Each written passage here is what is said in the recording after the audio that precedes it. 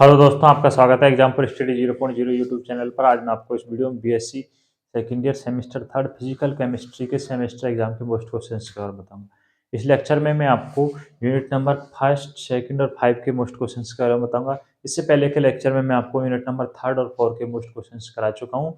Unit number first, second और 5 के कुछ क्वेश्चन डेरिवेशन टाइप के हैं और कुछ कैसे हैं थॉटिकल हैं। तो देखिए, फर्स्ट क्वेश्चन है किरचॉफ समीकरण व्युत्पन्न कीजिए। आपसे क्या पूछ रहा है? किरचॉफ समीकरण व्युत्पन्न कीजिए या एंथैल्पी की ताप पर निर्भरता को समझाइए। ये आपसे ये पूछ ले कि एंथैल्पी की ताप पर निर्भरता को समझाइए, तब भी आपको यही करना है। और ये आपसे पूछ ले कि किरचॉफ समीकरण व्युत्पन्न कीजिए, तब भी आपको यही करना है। तो देखिए किस टाइप से सॉल्व करना है। माना एक अभिकारक ए है। माना एक अभिकारक अभिकारक क्या है? ए। माना एक अभिकारक ए है जो उत्पाद में बी में बदलता है। किस में बदलता है? उत्पाद बी में बदलता है। भैया किस में बदलता है? माना एक अभिकारक है जो उत्पाद किस में बदलता है? बी में बदलता है। अब यदि हम इसका एंथैल्पी परिवर्तन निकालें तो किस टाइप से निकालेंगे? देखिए, डेल्टा एच बराबर H we minus H A. माना एक अभिकारक है जो उत्पाद बी में बदलता है। अब यदि इसका हम क्या निकालें, एंथैल्पी परिवर्तन, तो किस टाइप से निकालेंगे? डेल्टा एच बराबर H we minus H A. यहाँ पर देखिए एच ए क्या है? अभिकारक की एंथैल्पी। क्या है?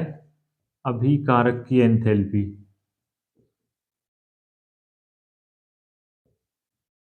अभिकारक की एंथैल्पी। और एच वी क्या है? उत्पाद की एंथैल्पी। उत्पाद की एंथैल्पी। एच ए क्या है? अभिकारक की एंथैल्पी। व एच बी क्या है? उत्पाद की एंथैल्पी। देखिए आगे देखिए। अब यदि यदि इस समीकरण का यदि इस समीकरण का स्थिर दाब पर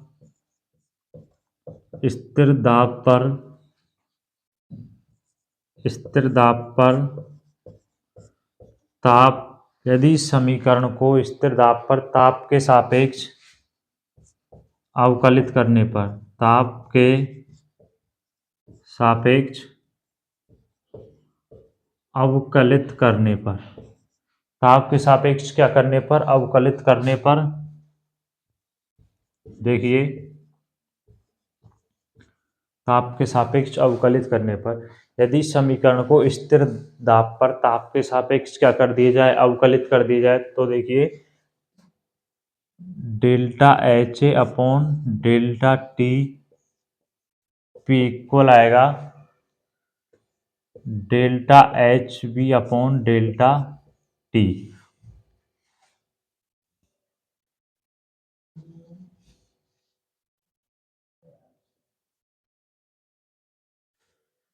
minus delta H A upon delta T.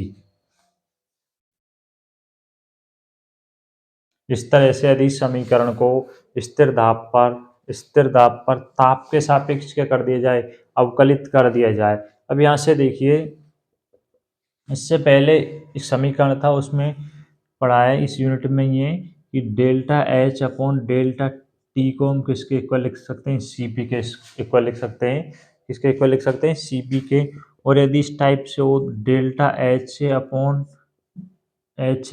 Delta T को हम किसके इक्वल लिखेंगे? सी पी ए के इक्वल लिखेंगे। और delta H B upon delta T को सी पी बी के इक्वल लिखेंगे। किसके इक्वल लिखेंगे? बी के। तो देखिए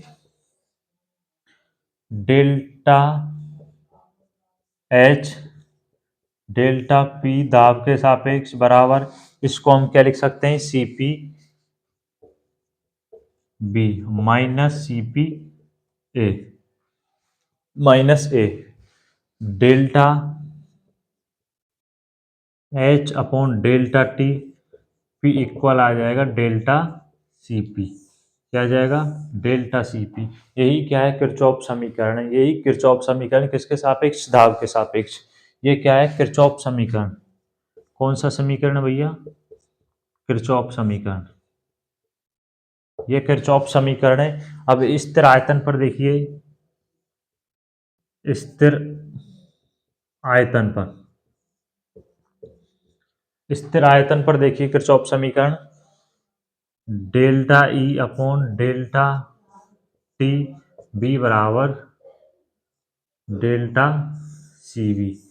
ये क्या आ जाएगा, स्थिर आयतन पर। स्थिर आयतन पर हम इस तरह से लिख सकते हैं।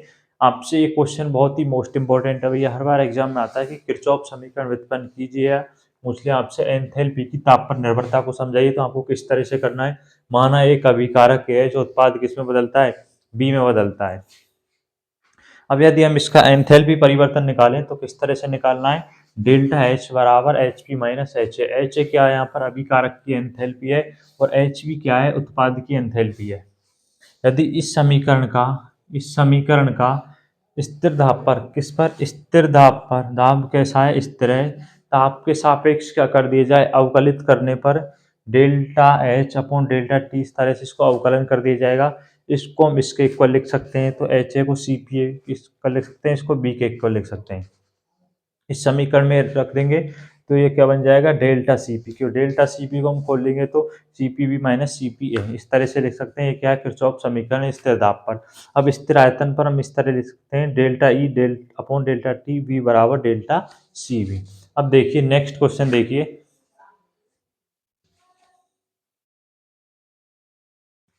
ये आपको दिख नहीं रहा भैया। स्थिर आयतन पर हम किस तरह से लिख सकते हैं, स्थिर आयतन पर देखिए,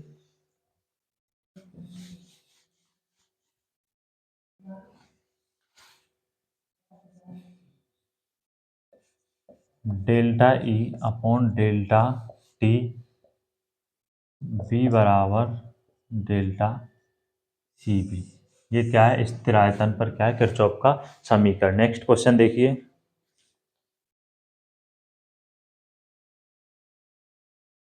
क्वेश्चन नंबर सेकंड देखिए, उष्मागतिकी के प्रथम नियम को समझाइए तथा इसका गणितीय रूप लिखिए। काफी मोस्ट इंपोर्टेंट क्वेश्चन है, यूनिट नंबर फर्स्ट से। इससे पहले का क्वेश्चन यूनिट नंबर सेकंड से था भैया। किरचॉफ का जो नियम था, किरचॉफ समीकरण की उत्पत्ति वो या एंथैल्पी के ताप में परिवर्तन, वो यूनिट नंबर सेकंड से था। ये यूनिट नंबर फर्स्ट से, क्योंकि मैं पहले डेरिवेशन टाइप के क्वेश्चन पहले करा रहा हूँ। उष्मागति के प्रथम नियम को समझाइए व इसका गणितीय रूप लिखिए। तो देखिए उष्मागति का प्रथम नियम क्या कहता है, उष्मागति के प्रथम नियम के अनुसार ऊर्जा को ना तो उत्पन्न किया जा सकता और ना ही नष्ट किया जा सकता, यद्यपि एक रूप से दूसरे रूप में परिवर्तित किया जा सकता है। क्या किया जा सकता है, परिवर्तित किया जा सकता है। इसी तंत्र में उसके पारिपार्श्विक की कुल ऊर्जा स्थिर रहती है। क्या रहती है, स्थिर रहती है। यदि ऊर्जा एक रूप से दूसरे रूप में क्या की जा सकती है, परिवर्तित की जा सकती है, लेकिन ऊर्जा को ना तो उत्पन्न किया जा सकता और ना ही नष्ट किया जा सकता। दोबारा से देखिए, उष्मागति का प्रथम नियम क्या होता है। उष्मागति का प्रथम नियम ऊर्जा संरक्षण का नियम कहलाता है। इसके अनुसार ऊर्जा को न तो उत्पन्न किया जा सकता और न ही नष्ट किया जा सकता, परंतु ऊर्जा को एक रूप से दूसरे रूप में क्या किया जा सकता है, परिवर्तित किया जा सकता है। किसी तंत्र उसके पारिपार्श्विक की कुल ऊर्जा स्थिर रहती है, यदि ऊर्जा को एक रूप से दूसरे रूप में परिवर्तित किया जा सकता है। इस तरह से आप लिख सकते हैं उष्मागति के प्रथम नियम का प्रथम नियम लिख सकते हैं। अब इसका गणितीय रूप देखिए, किस तरह से आपको इसका गणितीय रूप लिखना है, वो आपको समझ में लायक है। वो देखिए,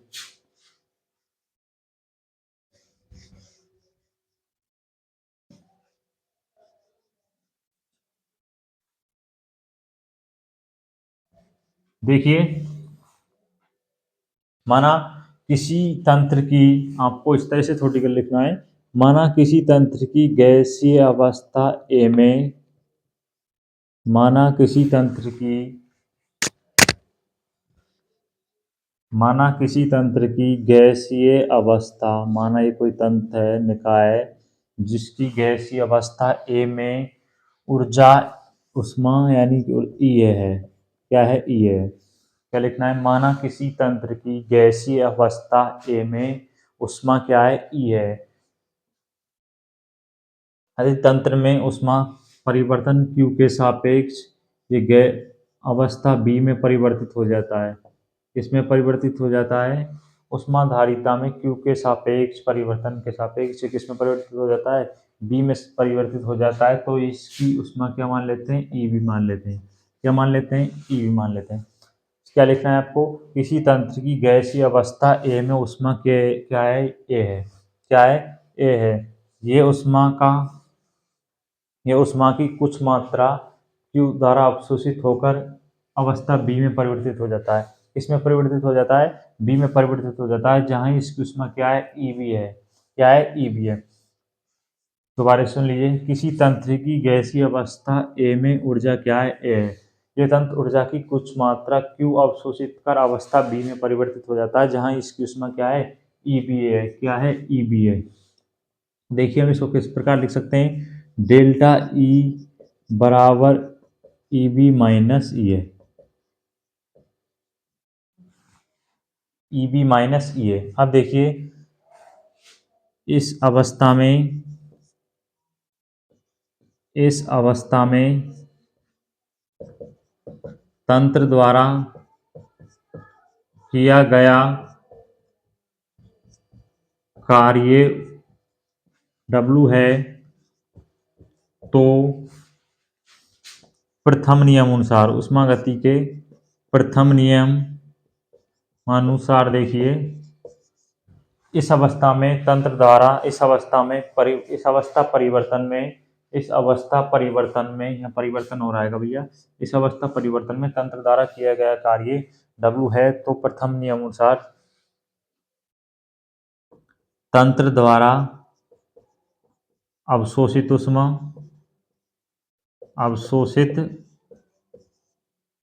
ऊष्मा इक्वल होती है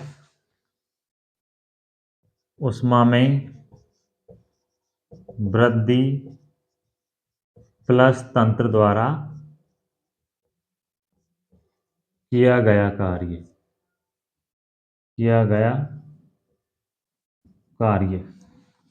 तंत्र द्वारा अवशोषित ऊष्मा हमने क्या बताई थी, क्यों ऊष्मा अवशोषित कर ऊष्मा में वृद्धि डेल्टा ई क्या आ जाएगी, डेल्टा ई।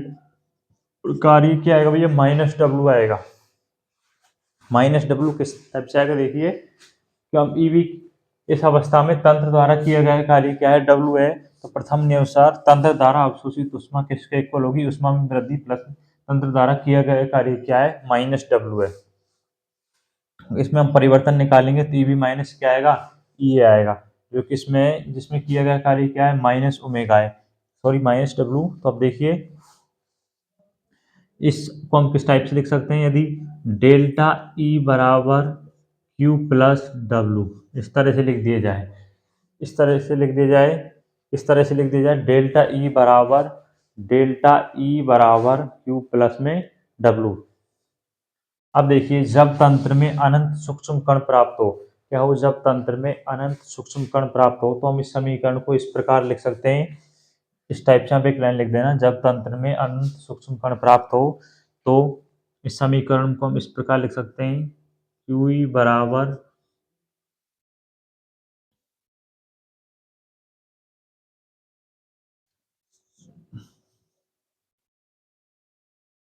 डी बराबर डी क्यू प्लस में डी डब्ल्यू। और यही क्या है, ऊष्मागति के प्रथम नियम का गणितीय रूप है। क्या है, गणितीय रूप, प्रथम नियम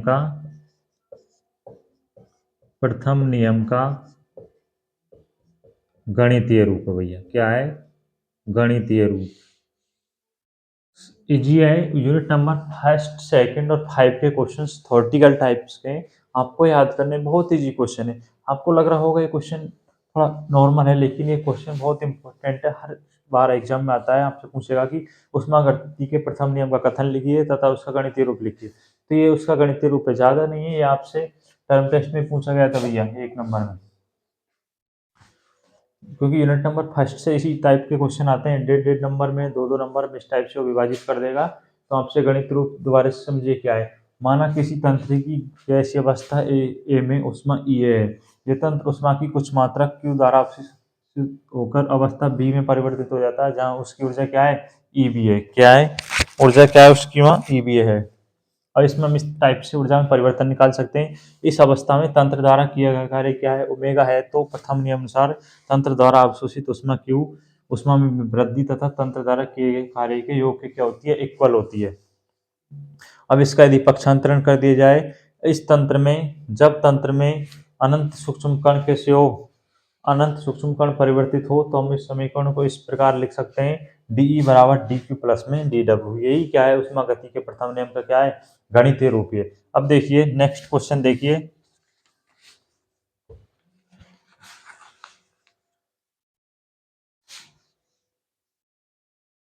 इससे पहले के लेक्चर में मैं आपको यूनिट नंबर 3 और 4 के क्वेश्चंस करा चुका हूँ भैया। वो पूरी 3 और 4 जो यूनिट है वो डेरिवेशन टाइप की है, उसमें मैंने हर क्वेश्चंस को अच्छे से डेरिवेशंस कराया और उसको समझाया है। इसमें 2 ही क्वेश्चन ऐसे थे, यूनिट नंबर फर्स्ट का एक क्वेश्चन और एक यूनिट नंबर सेकंड का, डेरिवेशन टाइप के। अब देखिए क्वेश्चन नंबर 3 देखिए, तंत्र किसे कहते हैं, तंत्र किसे कहते हैं, तंत्र किसे कहते हैं,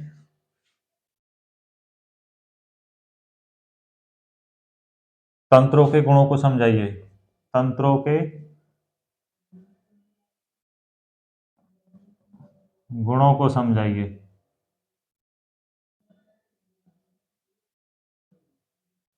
तंत्र किसे कहते हैं, तंत्रों के गुणों को समझाइए, यूनिट नंबर फर्स्ट से थ्योरेटिकल क्वेश्चन है पूरा आपको।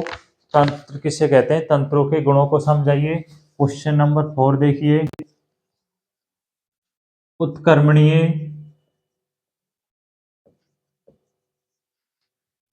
एवं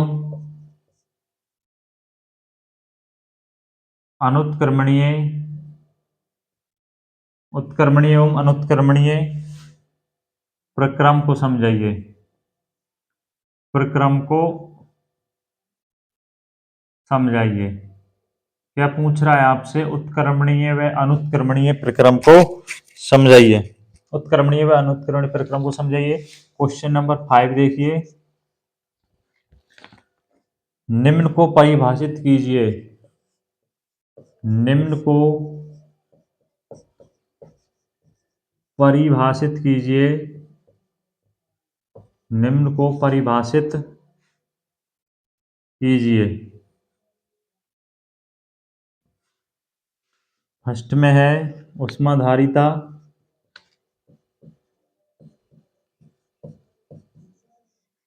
ऊष्माधारिता, समतापी प्रक्रम, समतापी प्रक्रम। Question number second, third, four, 5 unit number first के क्वेश्चन है भैया। क्वेश्चन नंबर सेकंड कौन सा था, ऊष्मागति का प्रथम लिखिए, प्रथम नियम लिखिए व उसका गणितीय रूप लिखिए। और क्वेश्चन नंबर 3 है, तंत्र किसे कहते हैं, तंत्रों के गुणों को समझाइए, उत्कीर्णन अनुत्कीर्ण प्रक्रम को समझाइए, निम्न को परिभाषित कीजिए, ऊष्माधारिता व समतापी प्रक्रम। ये क्वेश्चन यूनिट नंबर फर्स्ट से हैं, थ्योरेटिकल क्वेश्चन है। इनके आंसर टेलीग्राम चैनल पर आप जाकर देख लेना, मैं पीडीएफ डाल दूंगा जैसी वीडियो डलेगी। लेकिन इस लेक्चर को देखने से पहले आप यूनिट नंबर 3 और 4 के लेक्चर को अच्छे से देख लेना, वो पूरा डेरिवेशन टाइप के हैं। उस यूनिट नंबर 3 और 4 के हर क्वेश्चन को मैंने अच्छे से क्लियर कराया बोर्ड पर ही। जो क्वेश्चन डेरिवेशन टाइप का होता है मैं उसको बोर्ड पर करा देता हूँ, और जो भैया थ्योरेटिकल है ना, वो आपको जब भी याद करना है, मेरे यहाँ लिखाने से क्या फायदा, जब भी आपको याद करना है इससे अच्छा था मैं आपको उसका आंसर डाल दूँ। देखिए नेक्स्ट क्वेश्चन देखिए, क्वेश्चन नंबर 6,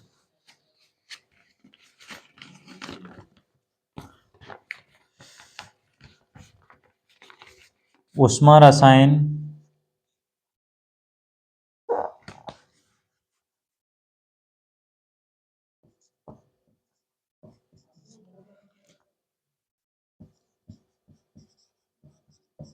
ऊष्मा रसायन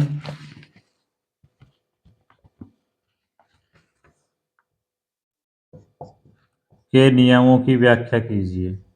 ऊष्मा रसायन के 2 नियम है, उनकी आपको क्या करनी है, व्याख्या करनी है।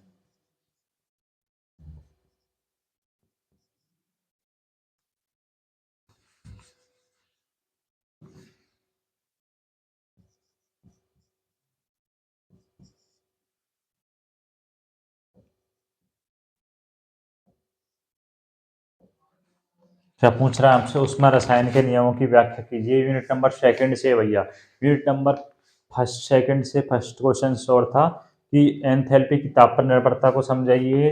ये आपसे पूछ रहा था किरचॉफ समीकरण व्युत्पन्न कीजिए। क्वेश्चन नंबर सेकंड ये है यूनिट सेकंड से कि उसमें रसायन के नियमों की व्याख्या कीजिए। इन दोनों ही क्वेश्चन में से आपको क्वेश्चंस मिल जाएगा, विश्वास रखना। नेक्स्ट क्वेश्चन देखिए भैया, मैं वही क्वेश्चंस कराऊंगा जो आपके आ सकते हैं, ज़्यादा क्वेश्चंस कराने से कोई फायदा नहीं है। क्वेश्चन नंबर 7 देखिए, जितना निम्न को समझाइए। निम्न को समझाइए। फर्स्ट है आर्हेनियस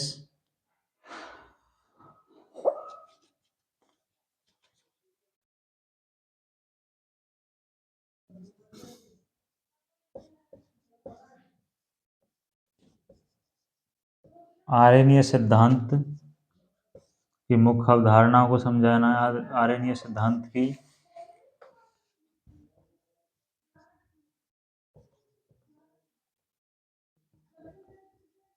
अवधारणाएं एवं सीमाएं एवं सीमाएं।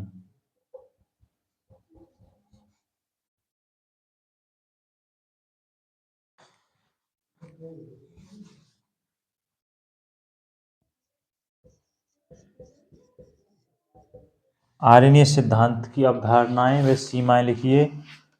सेकंड है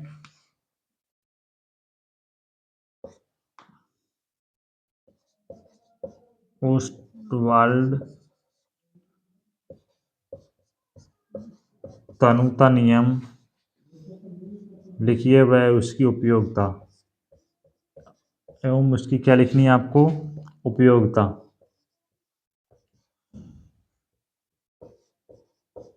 क्या लिखनी है भैया, उपयोगिता।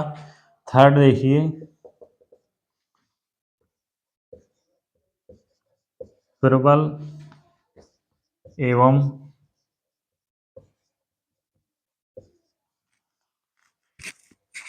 दुर्बल विद्युत अपघट्य को समझाइए।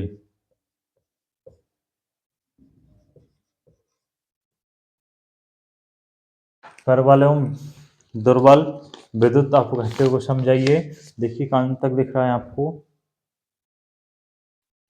देखिए मैं नेक्स्ट क्वेश्चन है, मैं क्वेश्चंस मिटा देता हूँ ऊपर से। मैं क्वेश्चन नंबर 3 को मिटा देता हूँ। तंत्र किसे कहते हैं और तंत्रों के गुणों को समझाइए। क्वेश्चन नंबर आप देख लेना 8।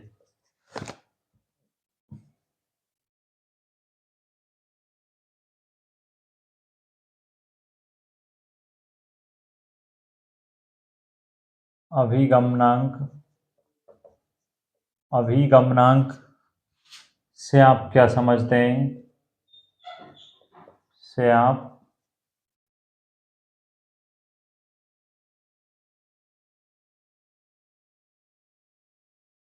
क्या समझते हैं, इसके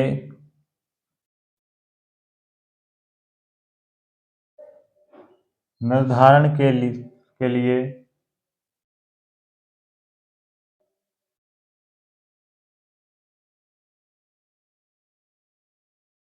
हिटहॉफ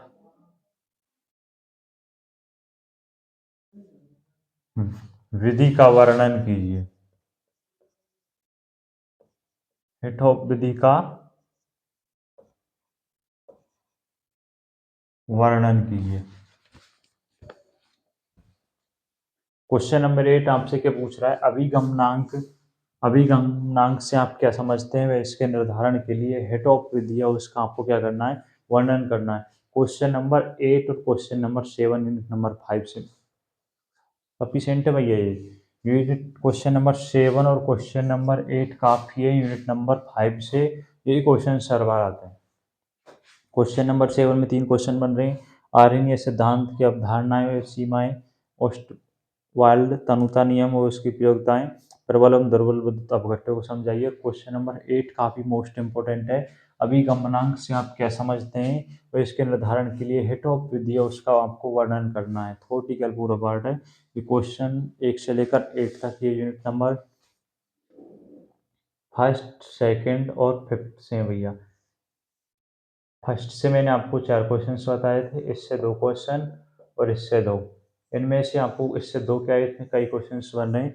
इनमें से आपको क्वेश्चंस अवश्य मिल जाएगा, आप विश्वास रखना 100% इनमें से आपको क्वेश्चन आ जाएगा। इससे तो फ़ायदा ही क्या, मैं आपको सारे क्वेश्चंस बता दूँ फिर तो पूरी यूनिटी आ जाती है। मोस्ट तो ये होते हैं इसमें। इससे पहले के लेक्चर में मैंने आपको 8-10 क्वेश्चंस उसमें बता दिए यूनिट नंबर 3 और 4 से करीब, उसमें मैंने आपको 9-10 क्वेश्चंस करा दिए और 8 इसमें, यानी कि 18-20 क्वेश्चंस हो रहे हैं आपके टोटल। इनमें से आपको क्वेश्चन अवश्य मिल जाएंगे। विश्वास रखना आपका एग्जाम काफ़ी अच्छे जाएगा। आप इन सभी क्वेश्चंस की अच्छे से क्या करते जाना, प्रैक्टिस करते जाना।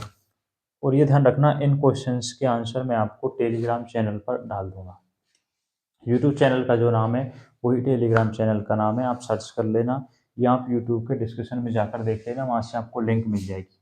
तभी मैं इनके आपको आंसर डाल दूंगा। मैं पीडीएफ में मैं डाल देता हूँ, जैसे ही वीडियो डलती है ना, जैसे ही ये वीडियो डल जाएगी, ये इसका सेकंड लेक्चर डल जाएगा फिजिकल केमिस्ट्री का। फर्स्ट लेक्चर डल चुका है। जैसे ही सेकंड लेक्चर डल जाएगा तो उसके तुरंत बाद उसके नीचे आपको पीडीएफ मिल जाएगी। आप भटकना मत भैया, टेलीग्राम चैनल में जाकर देख लेना। ऐसे इनऑर्गेनिक केमिस्ट्री की जो लेक्चर डल रहा था उसके नीचे ही आपको उसकी पीडीएफ मिल गई थी। इसी तरह से इसकी भी आपको क्या मिल जाएगी, पीडीएफ मिल जाएगी। आपके एग्जाम्स काफ़ी अच्छे जा रहे होंगे। जैसा कि आपने देखा कि इनऑर्गेनिक केमिस्ट्री में मैंने जितने भी क्वेश्चंस बताए थे उनमें से आपको क्वेश्चन मिल गए थे। तो ज़्यादा से ज़्यादा दोस्तों को शेयर करें और वीडियो को लाइक करें, जिससे और दोस्तों को हेल्प हो सके, और चैनल को सब्सक्राइब कर दिया करें। Thank you.